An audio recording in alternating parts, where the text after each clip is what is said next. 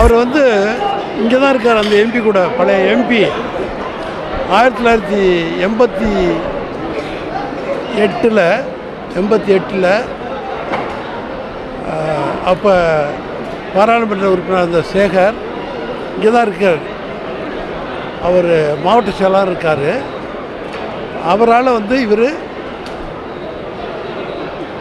தீ கம்யூனிஸ்ட் என்று முத்திரை குத்திடப்பட்டு அவரை வந்து சேகர்னு எம்பி, தருமபுரி எம்பி, அவர் மாவட்ட செயலாளர் கூட தலைவர் காலத்தில்.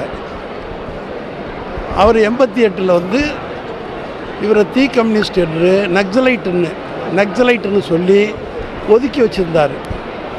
அந்த ஒதுக்கி வைத்திருந்ததுலேருந்து எங்கள் வீட்டுக்கு போயஸ்-தோட்டத்தில் வந்து, எங்கள் வீடுனாலும் போயஸ்-தோட்டத்தில் நான் அங்கே தான் இருக்கிறேன். அப்போ அம்மா அங்கெல்லாம் இருக்கப்ப மாலை நேரத்தில் ஒரு நாள் வந்தார். அப்போ தான் முதல்ல அவரை பார்த்துருக்கேன். அவர் சொன்னார், என்னை நக்சலைட்டுன்னு ஒதுக்கி வச்சுருக்காரு மாவட்ட செயலாளர். அழுததும் என் மனைவி வந்தாங்க. அவங்க காலில் விழுந்து என்ன இப்படி நடந்துச்சு அப்படின்னு சொன்னதும் உடனடியாக அவரை எம்ஜிஆர் மன்ற தலைவராக அந்த மாவட்டத்துக்கு அறிவித்தது சசிகலா அவருடைய முயற்சினால். அப்போ இவங்கெல்லாம் நம்ம அம்மா அவர்களுக்கு தள்ளி விட்ட போது பாதுகாப்பாக யாரும் வரல.